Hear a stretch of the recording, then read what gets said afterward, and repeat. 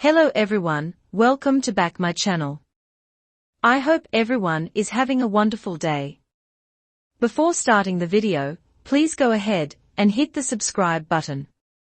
A former Price is Right model has shared a story about her time on the game show. However, her experience was less than happy. She suffered an accident on the show, and then the show fired her a decade later. According to the former model, she said she was scarred after the experience. Here is what the model said about what happened concerning her accident and later, when the show fired her without an explanation. Janice Pennington, 82, was one of the original Barker's beauties during Bob Barker's tenure on The Price is Right. She was a model on the show from 1972 until 2000.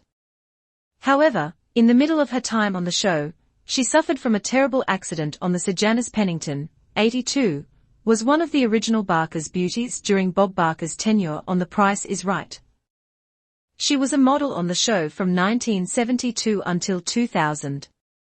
However, in the middle of her time on the show, she suffered from a terrible accident on the set. 1988, Janice was working on The Price is Right when a terrible accident occurred. A camera knocked her off the stage, and she fell into contestants' row. The fall knocked her unconscious, and she ended up being taken to the hospital. The show continued after a 45-minute delay. The accident happened when the cameraman swung his camera in the wrong direction. Janice ended up needing 2 surgeries after the fall. This resulted in one of her shoulders becoming shorter than the other. She finally returned to the show in November, 5 months after the accident, and she made a full recovery. The fall also left her with scars. The game show then wouldn't allow her to wear swimsuits because of the scars.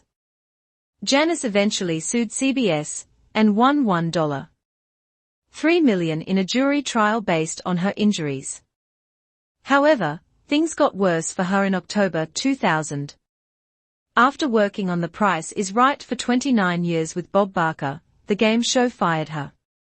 She said that, despite almost 3 decades of working together, Bob Barker refused to speak to her again after her dismissal.